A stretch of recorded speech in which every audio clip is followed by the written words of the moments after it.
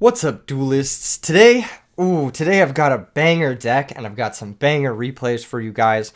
A really cool deck, very unique, something you've never seen here before. But first things first, I gotta address one of the best YouTube comments I've ever received. It was one of the nicest things, one of the things I definitely wanted to hear, one of the YouTube comments of all time, you might say. This comment kind of encapsulated my feelings on a large percentage of YouTube comments in general. Now, most of the time, since we are, a small community, we're tight-knit, it's a bunch of cool people out here playing Edison format, most of the time, we don't get people like this. But sometimes I read something and I'm just like, I'm blown away. I'm just blown away by how fucking stupid someone can be on the internet. And I'm sure they're a nice person in real life, and I'm sure they don't mean harm or anything, but just like, the way you go about saying things, the way you go about doing things, the way you sit there and you type these words with your hands, and you think for some fucking reason I would want to hear this, is beyond me. Let's go ahead and get into it. So first things first, I reply to most of my YouTube comments. I read most of them. There's very few. Let's be real. Small channel, small amount of comments. I usually reply to all of them. Like, fuck it. Why not? I read through them every once in a while. It's a nice thing. It's nice to get to reach out to the fans. I'd replied to a different person. We were having a conversation about the most recent video, the Gigaplant video. I'm sure you guys watched it, of course. If you haven't already, definitely check it out. It was a banger video. Showed off the Gigaplant deck, which I know a lot of people have been on the fence about. But in comes a third party, Brave Ravier. Enter Brave Ravier, commenting on something that he was, a conversation that he was not a part of, but on the internet, you see something, you can add your 2 cents to it. That's sometimes the case, especially in public comment things. And Brave Ravier says, but it is true. In most of your videos, you get salty or quite disrespectful. I also play competitive for years, but always look at what I could have done better and accept the sacking. We don't get new players starting by being elitists. To which, there's a lot wrong with this. First things first, but it is true. I don't even know what he's talking about. I don't even know what he's replying to. You got to clarify what is true. I don't even know. He says, in most of your videos, you get salty or quite disrespectful. Bro, I'm playing it up. I don't give a shit. I literally don't give a shit. First off, and if I did, I'm entitled to my emotions, man. I'm sitting alone in my bedroom, playing fucking Yu-Gi-Oh on my computer. If I'm going to get mad that someone sacked Gores on me, I'm going to get mad. You don't have to watch it. Fuck off if you don't want to. That's fine. That's totally within your free will, but at the same time, I'm entitled to feel that way. You can't tell me how I can't feel. And then in terms of being quite disrespectful, again, I'm very respectful to the people in the chat. I'm very respectful to the opponent when I'm playing. I always say GG's. I always say good luck, have fun. I'm always kind to them. But for the most part, if my opponent's an asshole to me, I'm going to be mean back. And if my opponent sacks me, I'm going to scream about it on the other side of the computer. And that's just how it goes. This person says they played competitive for years. Also, again, in most of my videos, let's just get something straight here. I've uploaded, this is going to be my 463rd video on my channel, and the average amount of time is just over an hour. Let's say it's about an hour and 10 minutes. This is going to come up later. In his next comment. Don't worry. There's more than one. Of course, this comment alone is bad, but the next comment is where it gets even worse. Okay, but yeah, she says, I played competitive for years. First off, who fucking asked? I don't care. I don't even know who you are. I didn't ask, bro, I was just responding to another comment. You're jumping in, trying to have a conversation. I didn't ask. It says, I always look at what I could have done better and accept the sacking. Okay, fucking virtue signaling, which is annoying as shit. Nobody loves that. Nobody wants to hear that shit, especially when they're malding after a loss. Especially if it's 3 days after the game even happened. This has happened, obviously, fairly recently. The game happened, however many days ago I recorded that video. I don't even know. In any case, and he says he always accepts the sacking. Cool, bro. Cool story. Wow, you're enlightened. You've achieved what Bodhisattva or whatever the fuck. You've ascended. We get it. Who asked? Again, who asked? And then he says we don't get new players starting by being elitists, which fucking is insane. That this fucking idiot thinks he can lecture me on how to get new players. Bro, that is, I may not know a lot of things. I may be a very emotional guy. I may be a very passionate guy. I maybe, say some things that are a little bit, kind of volatile, whatever. I get it. But if there's one thing I know, it's how to get new players. Bro, 150,000 people watch my videos this month alone. you don't even know 1,000 people. You don't even know 1 fucking % of that in your real world. Like, don't come in my fucking comment section telling me how to get new players. Like, there are fucking 400, 500 people playing Edison format at YCSs. You think I don't know how to get new players playing something? You think I don't know that? Absolutely insane. Absolutely insane. So I replied, you know what? Sometimes it's good. Sometimes it's good. Life is short. You gotta argue with the internet people. I replied, I was like, yo, you personally don't get any new players at all. LMFAO. I checked their channel. They had no post, no anything. This was their first comment on my channel. They weren't publicly subscribed, so I was just like, all you're doing is trying to police my emotions in the comment section of a channel you apparently watch every video on. Again, he said most of my videos. So he's familiar with at least 51% of my videos, which is, let's say, 232 videos at roughly an hour and 10 minutes long each. If you add that up, that's about, what is that, like 270 hours of watch time on my channel. If he's familiar with most of my videos, like he said, okay. And then I said, I throw the biggest tournaments for the format. Fact. I upload fresh content almost every single day. Fact. I created a whole new space for Edison content creators on YouTube by generating demand. Also a fact. Some people don't talk about this, but like there wasn't a space where you could upload Edison content and people would want to watch it until I started doing it. Literally. Like with growing the format, with the RBET series, with like, you know, having all this stuff, also comes a demand for more content. Not just me, of course, other people. And that's insane. So like creating a space not only creates the content that I'm creating, but it creates a space for other people to create content too, which is like one of the things I'm the most proud of, for sure. And then by generating demand, and I also manage a huge community of thousands of people on Discord. If you want to join that, of course, link is in the description below. You know, come hang out. Unless you're like this guy, unless you're like this fucking commenter. Oh my god, I'm so tilted. You guys don't even understand. I was like, this is not how you get new players, bro. This is exactly how you get new players. Literally, me being passionate about the game, me logging on, me feeling real emotion, me getting excited, me getting angry, me getting sad, me getting happy, me getting stoked. You know, feeling the thrill of the game. And showcasing that is exactly how you get new players. That's exactly, you want to showcase that. Like, that is the best part of the game. That's what everybody wants to experience. Nobody wants to just sit there and be like, I'm fucking zen. It matters not whether I draw the out. It matters not whether I fucking win or lose this game. Get the fuck out of here. Like, literally, I may sound like Ninja's tweet. If you guys know the tweet, like, the phrase is just a game, it's such a weak mindset. But he's not even fucking wrong. You know what I'm saying? Like, you get people like this who are just like, I accept all sacking. I accept when I lose. Like, shut the fuck up. Get the fuck out of here. You're not the one. I'm so mad. And then he replied, and then I'm just like, oh my god. And then he says, first sentence, there's a difference between how you act and what you do.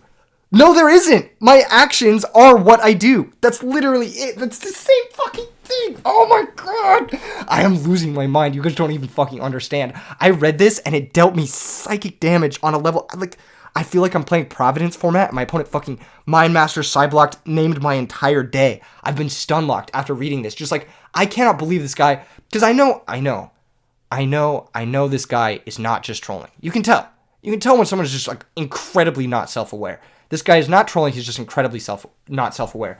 Anyway, says these two things do not depend on each other. They literally are the same thing, so shut the fuck up.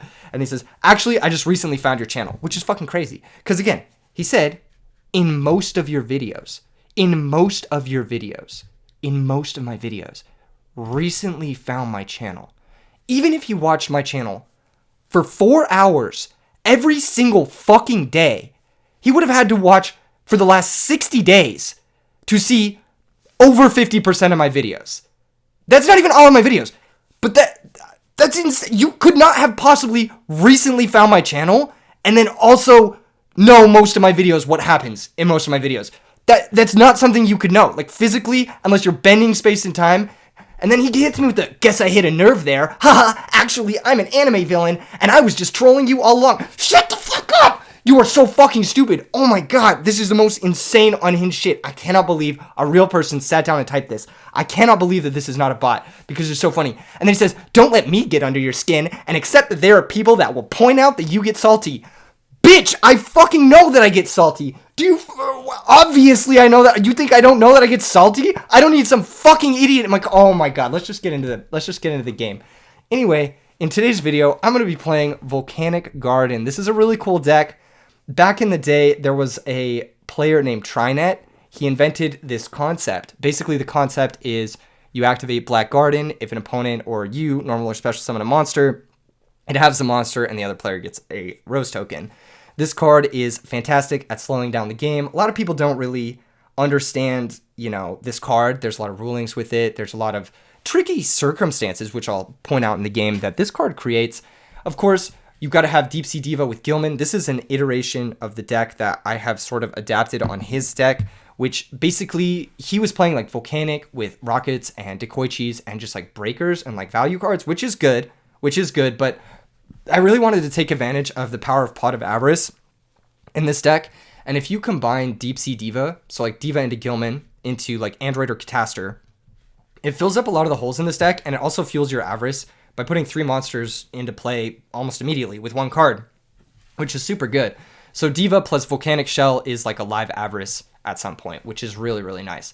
Now, of course, there isn't going to be a single game where I don't draw Gilman in this entire set of replays, or 3 replays. I draw Gilman in every single game, and I also draw it twice in some of the games, but that's just that's just my luck. In any case, Volcanic Rocket pairs really well with Black Garden. It does get its effect when it's flip summoned. Note that Black Garden does not affect flip summons. It only affects normal and special summons. So a lot of players are going to try to set monsters against you, and that's why Blaze Accelerator really shines here. When your opponent sets their monster that they're going to flip and attack you with later, you can pop it with Blaze Accelerator on your turn. You've taken no damage because they've been stalled on their battle phase by Black Garden, etc. It's like a pseudo stumbling in this type of deck. I'm trying a couple of tech options. I'm trying Rigorous Reaver, which is a really cool card. This card says flip, each player discards 1 card, and then if a monster destroys this by battle, it becomes significantly weaker. This card's cool. It's just a cool card. I don't know how good it is. It maybe just sets up people's graveyard, unbricks their hand, that sort of thing. But I think it's cool. I think there's something to this card, and I'm not exactly sure what. And then I'm also trying out a main deck Cyber Dragon. I'm not super happy with either of these picks. I think if I was going to play this deck seriously, I would probably cut both of these. I would add a second main deck Starlight Road, and I would probably add maybe a main deck Breaker. I think Breaker is just a good card in general. The sideboard's fairly straightforward. You got to have the double knocks because, again, people are going to set against Black Garden, and you got to have Fossil Dyna to help lock out the decks that can like really blow you up. Yeah, and that's about it, pretty much. Let's go ahead and hop into the replays. We've got the first replay, which is God, I've already, God damn it, God damn it. Okay, hold up. I'm just gonna refresh these real quick so you don't get any. God damn it. Okay. No, it's cool. I didn't. Oh God. Okay, give me a second. Take this time to like and subscribe and like and also subscribe, please. Please subscribe and let me know in the comments. Literally anything but what that person said in the intro of this video. Anyway, we open Spine Gilman, Card Trooper. We mill 3. You guys get the idea. Opponent has Heavy Storm. We have to book our Card Trooper. Suffering, but at least they don't have Heavy Storm for the Black Garden. Unfortunately, we're playing a pseudo mirror match, and their Card Trooper mills are just better than ours. So, yeah, we kind of get owned. We also draw some really awkward ones here. This finds us a Diva, which obviously doesn't do anything given that we have the Gilman, and we draw Starlight Road the turn after we get Heavy Stormed, which is, yeah, just lovely.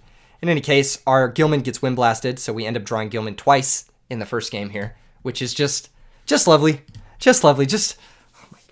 Oh my gosh. I'm still like, I'm shaking, bro. I'm shaking from drawing that Gilman the first time. The fucking salt. Okay, I gotta control it. Just watching the replay, it's like, ooh, it's bad. So we draw the Gilman again. I'm just like, fuck it, we lose. I summon it. I attack the Card Trooper, but he just has, I think he has something really nice for follow-up. I don't really remember what it is. It's just Set Raikou, to which we just lose.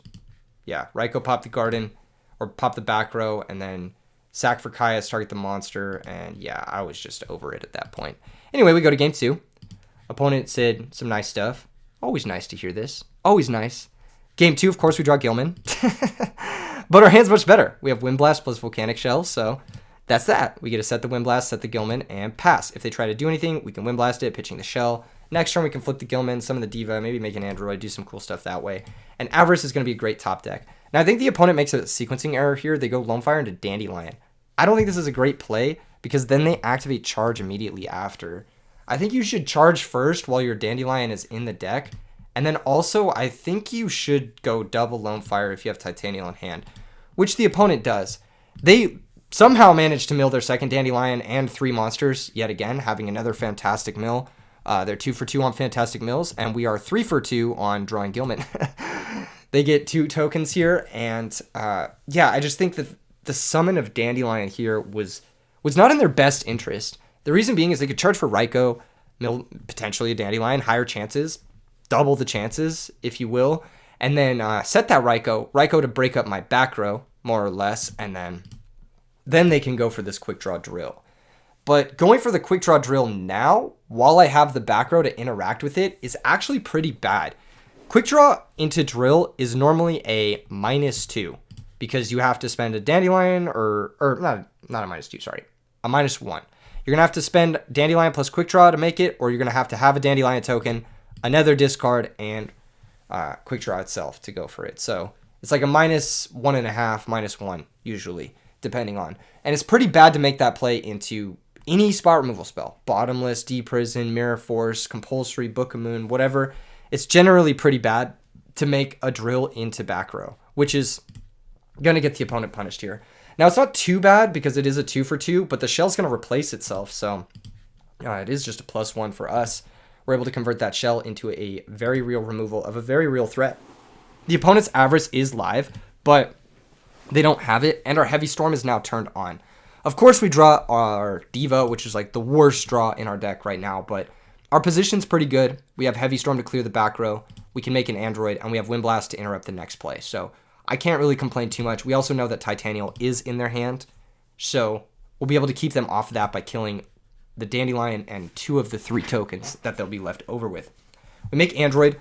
One of the reasons I love Diva and Gilman in these types of Volcanic decks is because Android offsets the life loss that you pay for Shell, and it makes it harder for your opponent to just shove you on like a turn.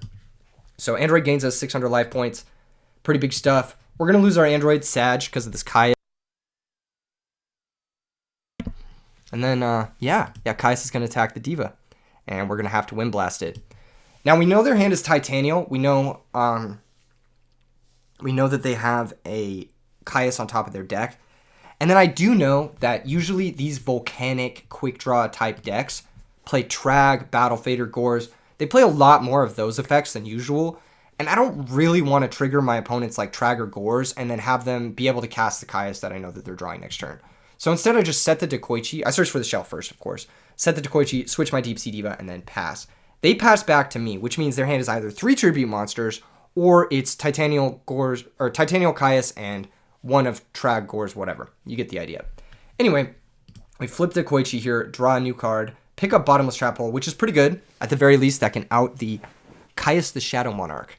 We switch the Diva to attack, summon the other Diva, and then attack with everything. Now, I make an actually pretty big misplay here. I make a pretty big misplay here. So they drop Trag, and main phase 2, I want to go Stardust or Brownic into Stardust, but I don't bounce the Trag. And what I should have done was actually bounce the Trag because I knew that they had Titanial. So I knew that their Trag could take my Stardust. Now, it's not the worst thing in the world if they take the Stardust because, like, it's only, like, a 1-for-1 trade with any destruction, like Bottomless, and then if they do negate the Bottomless or whatever, like, the Stardust isn't completely active for them. It is pressure, but, yeah. I don't know. Here, in any case, I'll just show you what happens. I make Stardust. I should have pitched the shell to bounce the Trag. That way, they couldn't steal my Stardust by pitching Titanial. That's basically the misplay. They take the Stardust, they switch the Trag, they attack with both. Now, I think they make a critical error here, too, as well. They don't sacrifice for Kaius. I think they should have. I think they should have sacrificed their Trag for Kaius and targeted my back row. But instead, they don't do that. So, we get to keep our back row, which is kind of cool. Instead, they set a card. And this will come up here in a second. In any case, we Avarice off the top. Very, very lucky draw. We do play 3 of them. And we have had kind of mediocre draws up until this point. So it's deserved, based and deserved. And we hit our Volcanic Rocket finally. 12 cards into the deck. Of course, we've had some redraws. Of course, we were much deeper before. But yes, we finally find Volcanic Rocket, which is our Blaze Accelerator Axis, which is very nice. We get a Typhoon in the back row. They get a Chain It. And it is Phoenix Wing Wind Blast targeting our back row.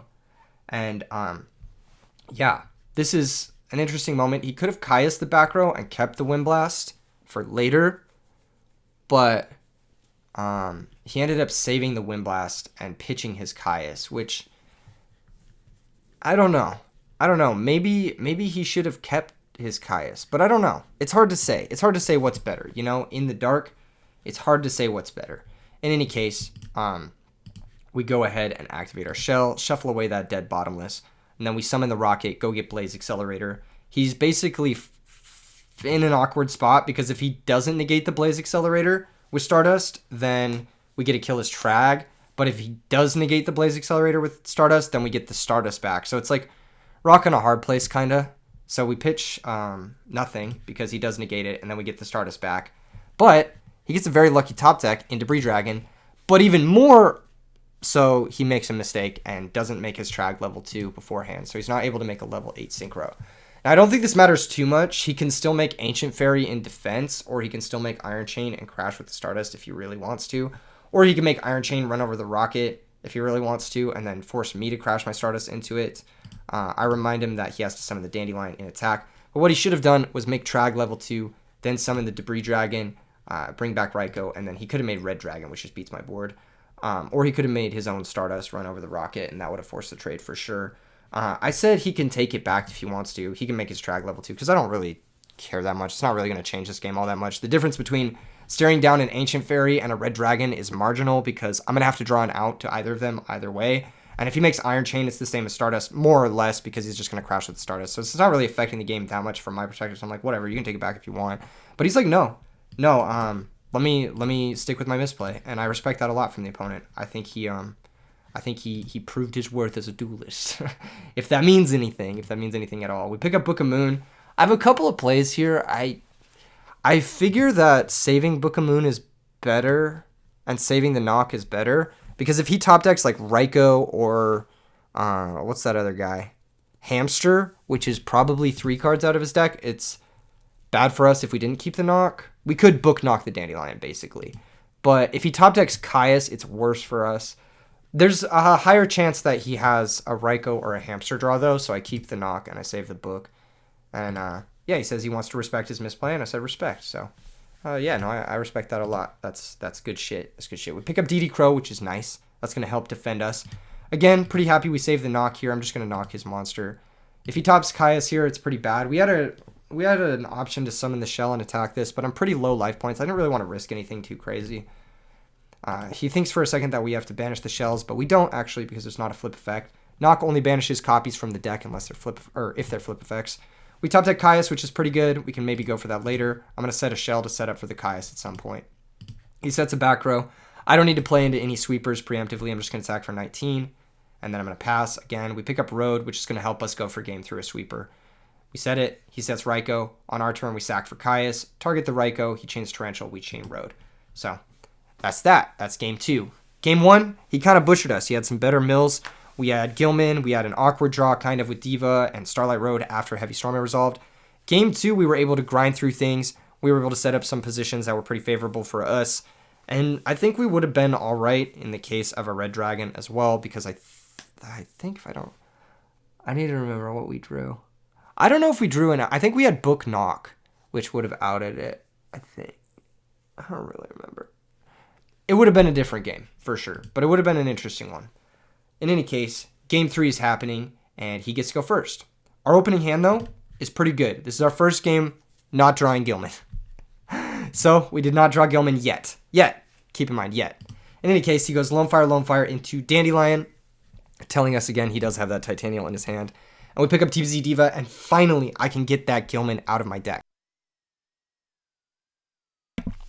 Gilman's going to get summoned. We are going to attack. I should have attacked with the Gilman first. It's actually a misplay to attack with the Diva first there, but thankfully it doesn't end up mattering. I set the Garden, and I set my back row. If he has Heavy Storm, I'm getting owned. That's just the way it's going to happen. Even though we do have a chainable back row, it's going to be a pretty serious own for us if he does have Heavy Storm. So, yeah. He's going to Wind Blast, discard the Titanial we knew about, put back that Black Garden, and then summon Debris Dragon. Now, we have a couple of options here. We have Wind Blast on... Well, we have Wait, in which case our field gets Black Rosed and we lose. We have Wind Blast, If we wait and he summons Stardust, it's very good for us, but we just can't risk him summoning a Black Rose here. We just can't risk it. We can Windblast the Debris Dragon, but then he just summons it again next turn, gets the Dandelion back again, and then I need to find another out for it. So our only real option here is to Windblast the Dandelion. There's no 5-star Dragon Synchro, so he can't make anything in the format. He's just forced to attack over the Diva and pass. And then hopefully our Gilman can run over the Debris Dragon, he top decks Dandelion, and we've put him in an awkward spot. So hopefully that ends up working out. I don't know. But I think that's the only play. There's a really interesting play on this next turn that I'm excited to show you guys, actually. Anyway, that Debris Dragon does attack over the Diva, and we don't stop the attack. It's important to note for the opponent here that we didn't stop that attack. It's very important to note that. Anyway, we pick up Black Garden. Volcanic Shell gets activated. We get a search for Volcanic Shell. And then we attack the Debris Dragon, and we get Deprisoned. Now, up until this point, we hadn't seen Deprison. We'd seen Phoenix Wing. We'd seen Book of Moon. We'd seen Mirror Force. I think we'd seen Book of Moon. I'm not sure if we had or not, actually. But we'd definitely seen Phoenix Wing or Mirror Force. And I know these decks tend to play Book of Moon because it's just a good card in Raikou decks in general. So, the reason I didn't summon the Dekoichi to attack into the Debris Dragon is if it's Mirror Force or Book of Moon, they can just book their own Debris Dragon and it stops everything. If it's Phoenix Wing, which they've already used one of, then at least they're discarding a card to deal with my Gilman. Yes, it sucks, but, you know, at least they're discarding a card for it, and it's putting them lower in card advantage. I hadn't seen Deprison yet. If I predicted Deprison, I probably would have summoned the Dekoichi and attacked the Debris Dragon. Because worst case scenario, it's like it's Mirror Force, but I think it's higher chances if I had known about Deprisons that it's not Mirror Force. It's more likely to be Phoenix Wing Deprison. So, yeah. In any case, we have another play here, which is kind of tough. We can set the Dekoichi behind the Black Garden and the Bottomless, but the issue is we know he's drawing Dandelion. So if he summons Dandelion and we have our Dekoichi set, he can make Black Rose, blow up the field. He gets 2 tokens. He still has 2 cards in hand. We only have Volcanic Shell. So we lose that exchange very much. Now, if he summons Dandelion here, he Black Roses the field, nukes it. We still have our Dekoichi, which is fine. We can set that on the next turn. And maybe we can pull back into things if he doesn't have like another Debris or something like that, or a Caius or whatever. Alas, we put him in a situation, basically. We put him in a tough situation where it's like, do you want to Black Rose the 2 cards? Or do you want to like, what exactly do you want to do, basically? So he summons the Dandelion. This is going to activate Black Garden. Black Garden's going to summon a Rose token for us. Now, the thing here, this is like a weird positional play. And it's just like, I can't even speak straight about it. Because it's so weird. It's so strange. I think the correct play for the opponent is to not synchro into anything. I think the correct play is to just attack over the token with the Debris Dragon, attack directly with the Dandelion, and then pass. Because I can never play cards into this. If I summon a monster to try and attack over the Debris Dragon, I'm giving the opponent a token, and my monster has to be at least 2,000 attack, because the Black Garden's going to have it. If I don't summon a monster, you can continue to just poke me with Debris Dragon and Dandelion every turn, until you've found an out to Black Garden. And then if I do, like, let's say, set a monster, then you can make Black Rose and exchange favorably. So I think the correct play is actually Debris attack over the token, Dandelion attack directly, and then just pass. And the reason I think it's correct, too, is also on the last turn, he attacked over the Diva with the Debris Dragon, and I didn't stop that attack. So he knows my back row's not a Battle Trap. If it was a Battle Trap, then I would have stopped the Debris Dragon from attacking my Deep Sea Diva. So I think the correct play is just nothing. It's just not synchro. Unfortunately for the opponent, they make what I think is an incorrect play. It's a very difficult situation to really comprehend. I can't even really explain it without tripping over my own words. They get 2 tokens. We get 2 more tokens. 1 from the Stardust, 1 from the Dandelion tokens. And yeah, I mean, that's just like, that's just how it goes. That's just how it goes. They have Pot of Avarice, which is another reason they might have wanted to synchro main 1. But if they were going to synchro main 1, I feel like they should have made Black Rose, because then they can nuke the board. They get 2 tokens, and then they can Avarice the Black Rose back into the extra deck, which would have been much nicer, I think, than having to put back Dandelion here. In any case, they have a 1250 Stardust. We have 3 800 tokens. They've already normal summoned this turn, so they can't really do that much else unless they find back row, and they don't. We draw Heavy Storm, which is kind of mid, But, our hand's fine. We've stabilized. They have a weak Stardust, but we can deal with that eventually. It's not going to be too hard. Tokens can attack over the tokens. I'm going to search shell here. The reason I waited to search the shell here is because I want to search the shell, then set Dekoichi to kind of throw him off. Make him feel like, maybe I set the shell or something. He knows I have 2 shells in hand. So I kind of want to maybe throw him off a little bit. And I've been setting shell throughout this game, so yeah. Here he makes another interesting play. He summons Volcanic Shell, and he does this to deck thin, but it costs him a lot of life points. And those life points end up mattering later in the game. You'll see. So this attack is going to deal him 750 life points. And then he's going to pay another 500 to search the shell. So it's 1250 swing just to deck thin your deck 1 card. While that does matter, I just think it's very marginal compared to 1250 life points. At least that's what I think. I don't know.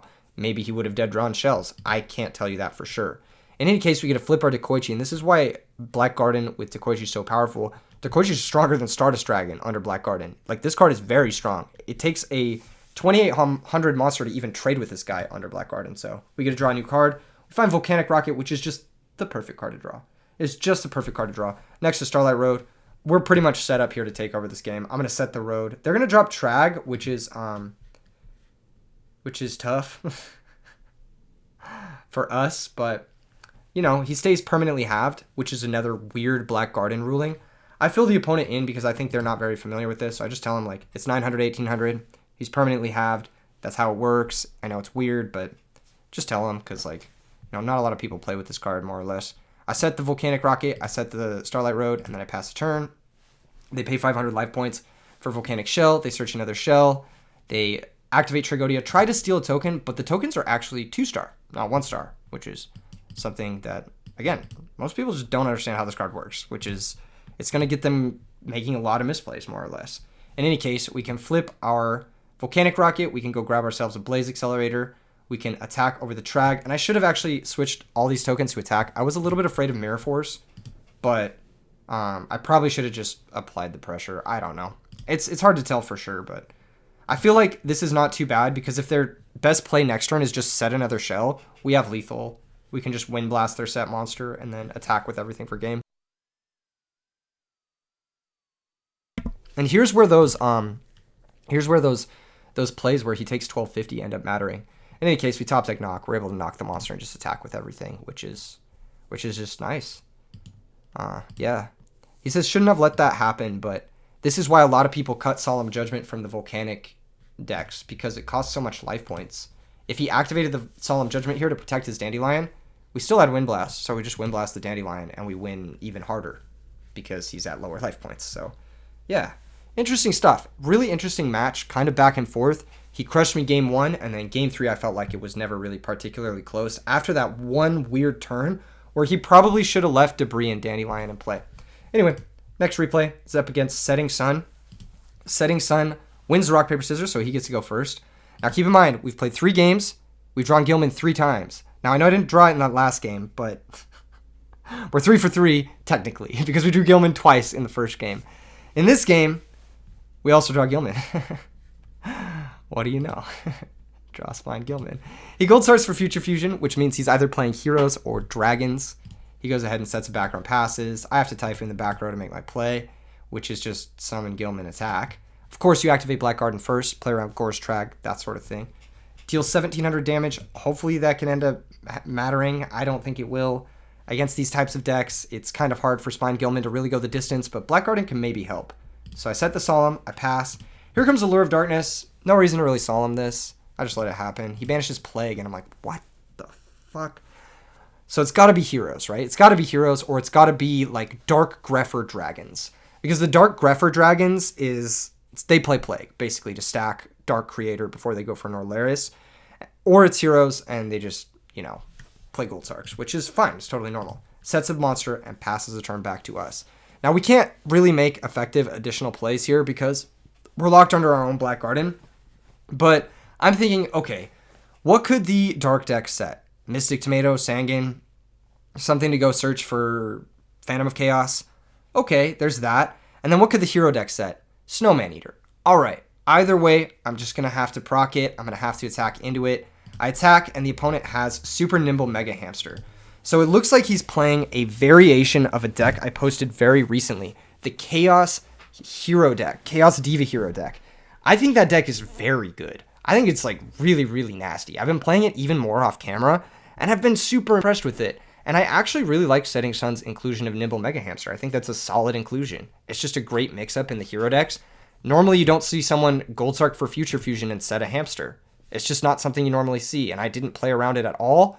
I didn't do anything to, you know, like sort of deal with it at all. So, yeah, I could have just passed the turn without attacking had I read it was a Hamster, but I was completely mixed up by this. So, yeah, I think it's a solid inclusion in that deck. It's probably just about as good as Charges, I mean, roughly. In any case, we just have to set Diva and pass. I'm trying to set up for Tribute Cyber Dragon to run over the Hamster, but I think we're just boned. He gets Future Fusion. He gets to Raikou Pop the Garden. I have to Solemn Judgment that because, like, anything's killing me here. He Future Fusions, reveals Gaia, sends Mizuki plus Ocean, kind of confirming it is a very similar list to the one that I was playing in the video recently. Definitely check out that video if you haven't already. Sets a back row, passes a turn. We go ahead and Tribute Summon Cyber Dragon, or Tribute Set Cyber Dragon, set Wind Blast, but this is really bad for us. Like, this is genuinely really, really bad for us. He has Heavy Storm too, and yeah, we're just going to get crushed under card advantage. He's up, like, way too many cards for us to ever really do anything there. So, yeah, we have to concede. This game, it's a little bit different. Last game we drew Gilman, but this game we get to go first, and we didn't draw Gilman. So this is a first, technically. We're now 4 for 5, basically. This is the fifth game, and we've drawn, Gilman's drawn is 4. We go ahead and Synchro into Magical Android. We set Bottomless, and we pass the turn. Pretty straightforward stuff. I mean, that's just the way it goes. On our turn, we Nobleman the set monster, and we attack for 24. The reason I didn't summon further here, I could have set this to Koichi. Now, the reason I didn't summon further here is because I was a little bit afraid of something like Torrential Tribute. And maybe I played this game a little too scared. Because this is one of those, like, this is one of those moments where I could have played it a certain way. I could have set the Dekoichi, but I ended up not doing it. And that could have cost me a lot more than it did, more or less. Anyway, we attack for 24, get in some really nice chip damage, just pass the turn and gain 600. I was just really didn't want to get Torrentialed. I didn't want him to, like, summon Stratos and then Torrential my set Dekoichi and my Magical Android with the Stratos effect, Chainlink 1. So that would have been really bad for us. Instead, they top deck a monster, they set it immediately. So I'm like, okay, that's something they didn't have last turn. Maybe it's okay to summon something and try to banish it. So let's try it. I go for Caius, and unfortunately, he has the one trap card that stops this and punishes this, which is Solemn Judgment. So yeah, it's kind of tough that we got Solemned there. We do set our other Bottomless, but double Bottomless looking pretty bad into set Hamster here. He's going to gain his life points back and correct it, and then flip the... Or he's going to summon Gilman first. I'm going to Bottomless that because I just don't want to get Miracle Fusioned. And he passes the turn. He elects not to flip the Hamster. I think I'm always flipping the Hamster there, but that's just me. Anyway, I set Shell because I'm thinking maybe it's a Raikou or a Snowman Eater or something, in which case I'd rather have the Shell set in case he sacks for Caius and Caius is it, or... I don't know. It was kind of hard to really get a read on what was going on. Anyway, he flips the Nimble Meba Hamster. Yes, and then attacks my Shell. Either way, we're losing our board presence, but at least this way we can Shell search for something, and then Avarice is live. We top deck that Avarice. We go ahead and pay 500 for Shell. Search another one. We've gained some extra life points from that Android, so this is like more or less free. And here we Avarice. Shuffling back all our monsters, just trying to find a better option. I would love to find Heavy Storm here. Of course, we just draw another Shell, which is awkward, and Night Assailant, which is also kind of awkward because we have no flips in our grave. I brain the Hamster, I sack for Caius, and I banish the set monster. And we're finally back to even. Despite going up plus in a lot of different ways, we're finally back to even card advantage after that Solemn on the Caius was really brutal. We attack for 24, but they have Mirror Force, so our Caius is going to die. We have to pass the turn. They summon Stratos, and this is like a worst possible situation for us because... What are we supposed to do? We're supposed to Bottomless this? Like, we have life total to give.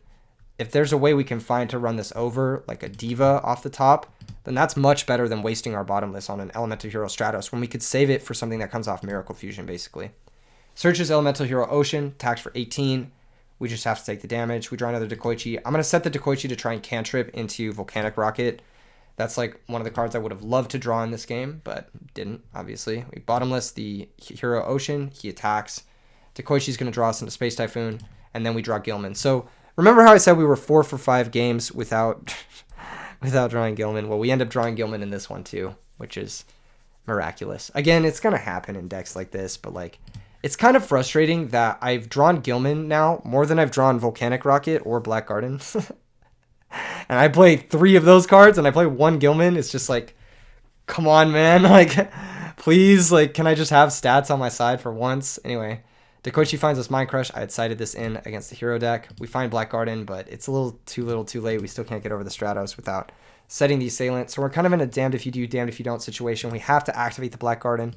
And face, he does our Mind Crush, which would have been really nice to keep around because I would have Mind Crushed Miracle Fusion for sure, which he definitely has in his hand, which sucks. Passes a turn. Here comes Heavy Storm. So, yeah, a lot of power cards out of this Diva Hero deck.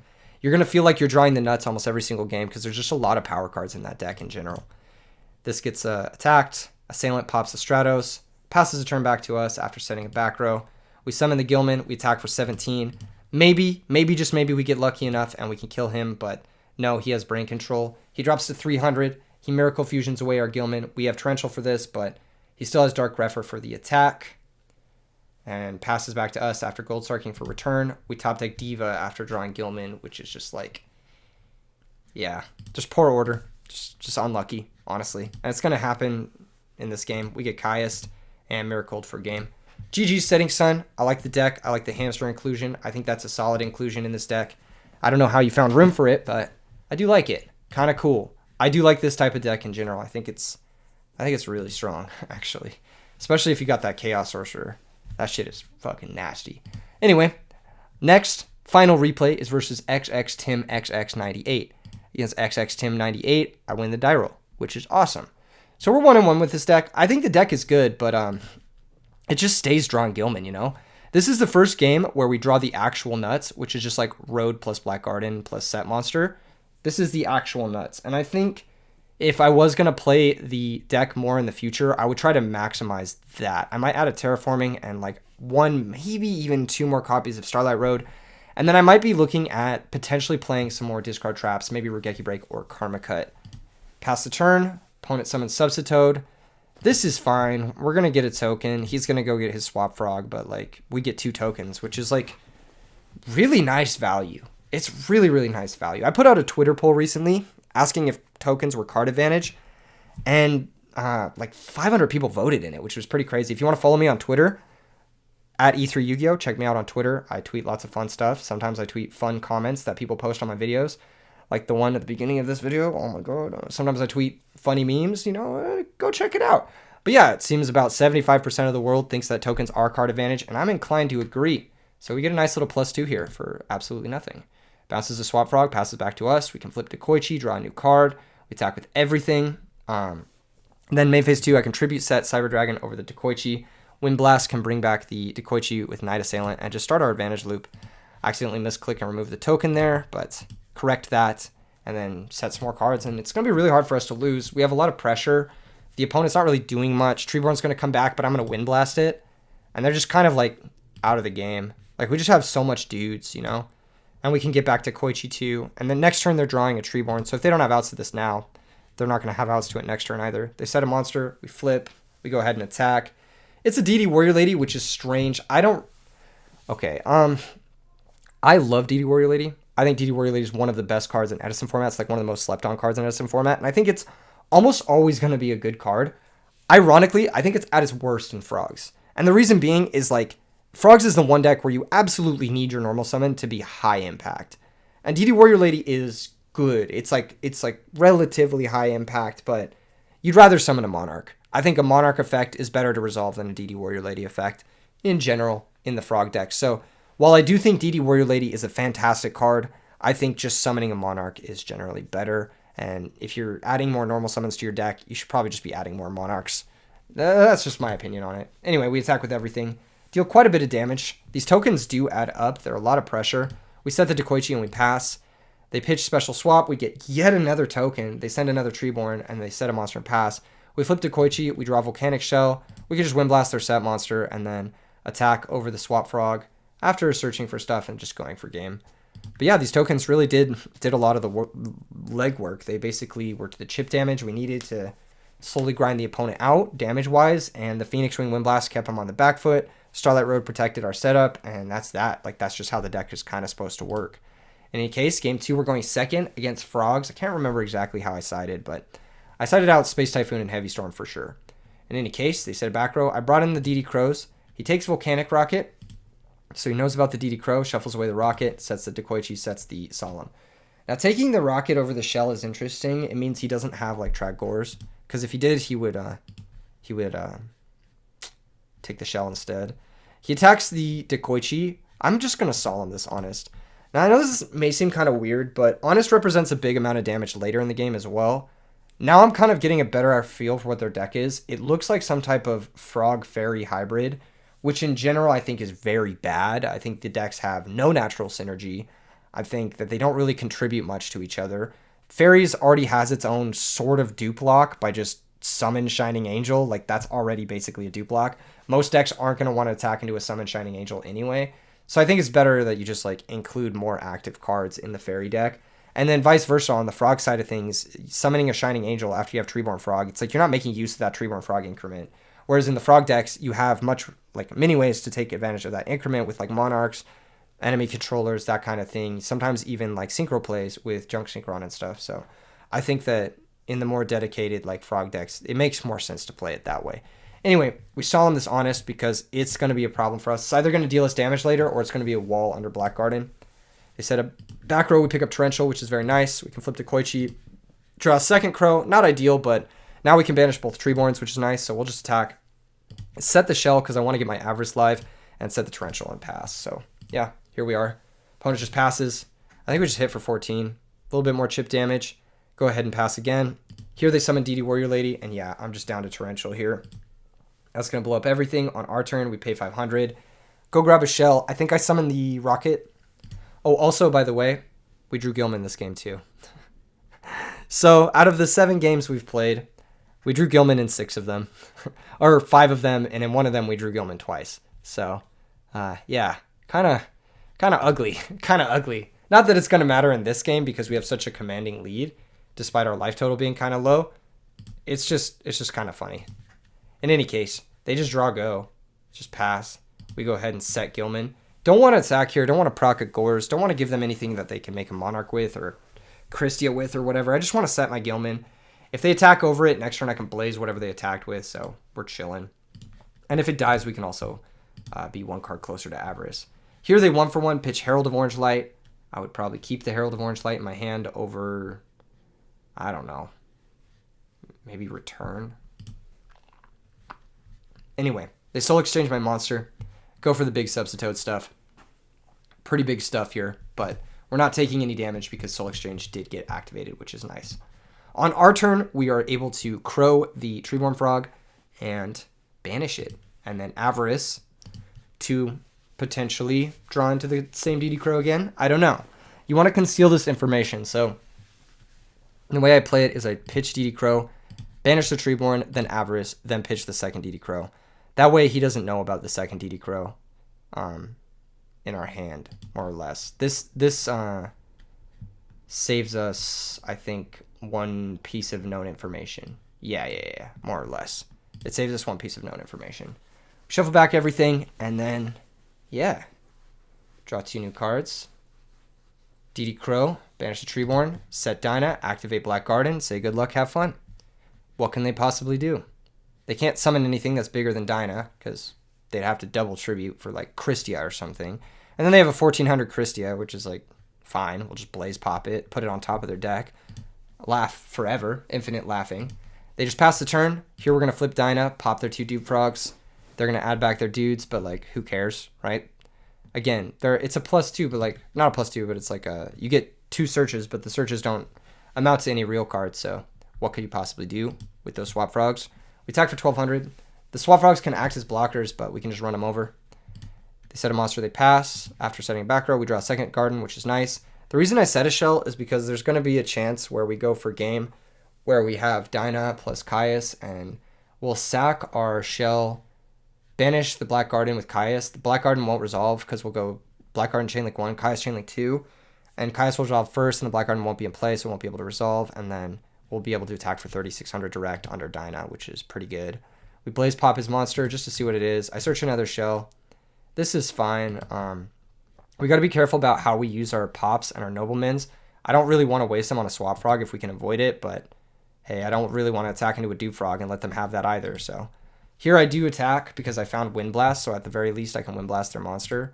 But I'm just going to knock it main too because they enemy controller my guy to defense, set the Wind Blast, and pass.